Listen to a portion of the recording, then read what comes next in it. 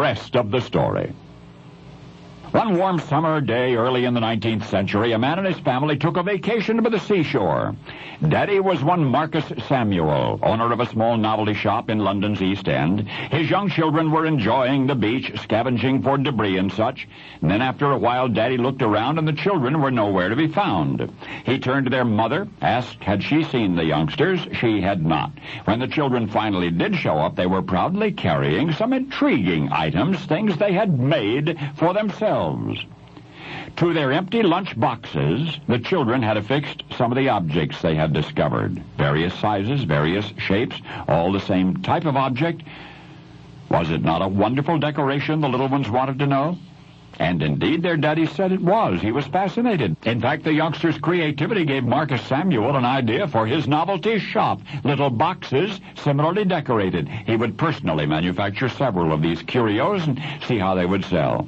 Well, he did, and they sold well. They sold so well that within a short time those products comprised a considerable portion of Marcus's novelty business.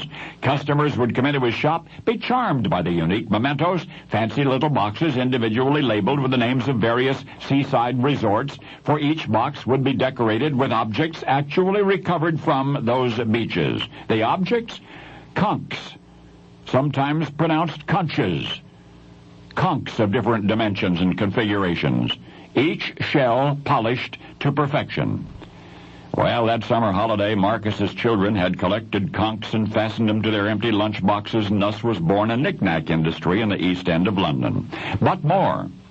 People of that Victorian era became obsessed with conch decoration for jewelry boxes and for needle cases, for picture frames and the like, and ever-increasing quantity of conchs were required for the production of mother-of-pearl. And Marcus Samuel got rich, and with this newfound prosperity came foreign trade on a large scale, even the importation of curios from the Orient, and eventually kerosene was added. I said eventually kerosene was added to the crowded cargo lists, and the conch itself became the corporate logo of Marcus Samuel's Transport and Trading Company as it is to this day. Or should I say, since May 1904.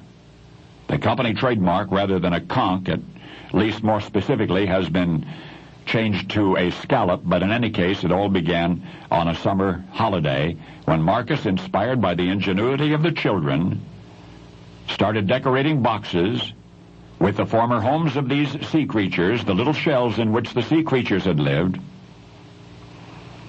And that's what he called his company back then, and that's what his company is called today,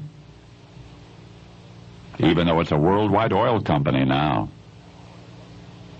Now, anywhere in the international corporate world you say Shell, people know what you're talking about. But you, well, you know the rest of the story.